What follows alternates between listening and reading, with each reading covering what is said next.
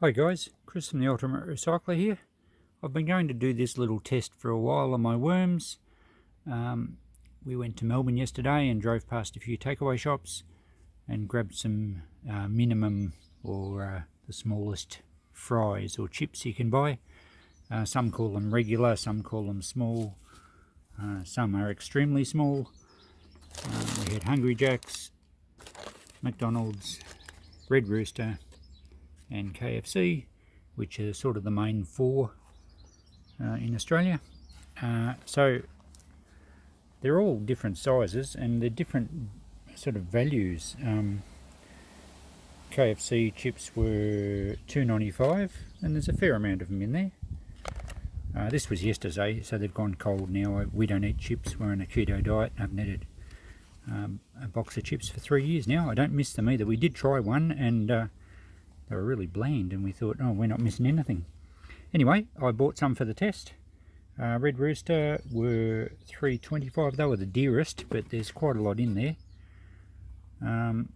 McDonald's, very small little packet there, they were $2.30 I think. So, you know, you don't get very good value for money there. I'll just put them on the scales and see how many we did get.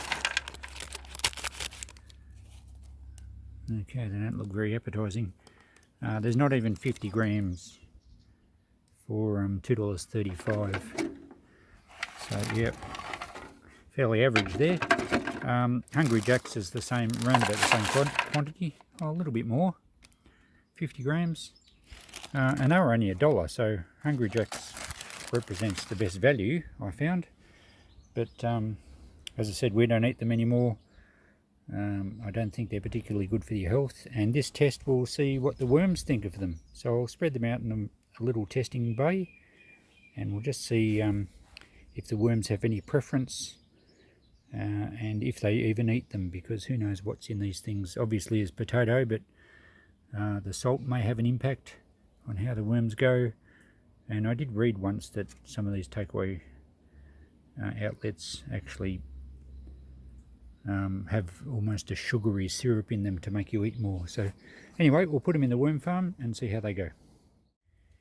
Here we go, we've spread them out in a little area here that I've just raked over. I didn't see very many worms in here, but I have had a lot of tests going and there's a lot of nice worm castings, and I just watered it down because it's been a bit dry. It's supposed to be very hot today. They're forecasting about 44 degrees Celsius, which is probably around about 110 Fahrenheit, so I'll make sure I keep this damp. I might put something over it to give it some shade, and I'll keep it damp for a week or two and we'll just check down the track and just see what's going on. I would imagine they'll go mouldy and the worms should come back to this spot and hopefully consume them, but who knows. So we'll check in soon. Okay, it's been 9 days, so let's have a look at how these chips are going. I've had this piece of tin leaning over this spot to try and keep the sun off here, because the sun does dry out the carpet very quickly. I mentioned last time it's been pretty hot, so I'm trying to avoid it drying out. So what do we got going on here? Okay, I won't lift it off any further than that. We can't see any worms at this stage, but certainly the chips have gone mouldy. And interestingly, they've got a real greenish mould to them, which I don't normally see on my food scraps. And I will suggest maybe that's the salt content might having an impact. And that's certainly, I think, why. Oh, there is a worm over there.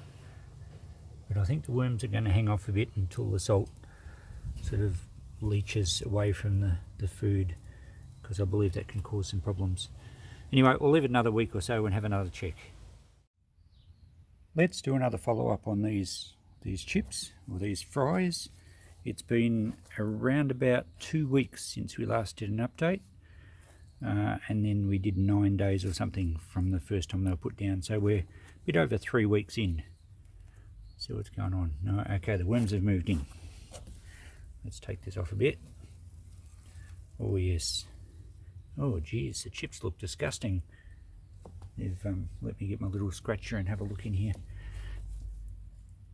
That looks absolutely awful. But the worms are into it now. the green mould that we had still a little bit there, and the worms are more around the edge than anything. So it's been, as I said, it's been about 3 weeks. Ugh, they're awful. It's been about 3 weeks, and this spot stayed nice and damp, even though I've had some pretty hot weather, because I'm now putting a sheet of tin over the top. Well, there's plenty of worms in there now. But I suspect that if it was normal food scraps, it would have been totally gone by now, or there would have been a massive worms in there, and they're still, you know, they're still not into the bulk of it. They're around the edge. Those chips are pretty well gone though. There's not many left there. But I can't see a big difference between any of the particular brands. They're all going to be potato, you would assume, you would hope, but then the salts they use, and we did look up what I think Red Rooster salt was quite a lot of different bits and pieces to make up. It wasn't just salt, and it's all for making the food more addictive, I guess. So there may be components that are less desirable for the worms. Certainly salt in general is less desirable. So as far as this experiment goes, I think we'll finish it up now. They're clearly going to eat them all, but they've taken quite a while to get into them. I think we can conclude that yes, worms will eat French fries or chips, but the salt is probably the biggest issue. And yeah, the worms are all disappearing now because they don't like the heat and the light.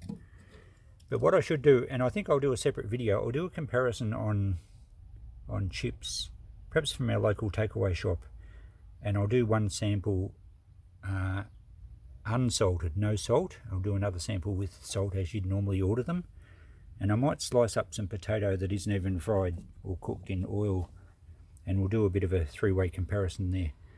But as far as this test goes, you can put fries or chips in your worm farm or in your compost. Certainly compost to be okay. Worm farm, yes, not a small worm farm, because they do need to get away from it. The salt's clearly causing issues. But anyway, eventually they will break down, eventually the bacteria get in, and eventually the worms will eat it. Okay, thanks for watching. I'll when I do the other follow-up potato one or chips, I'll link it to the description in this one so you can follow it on. Catch you next video. Bye.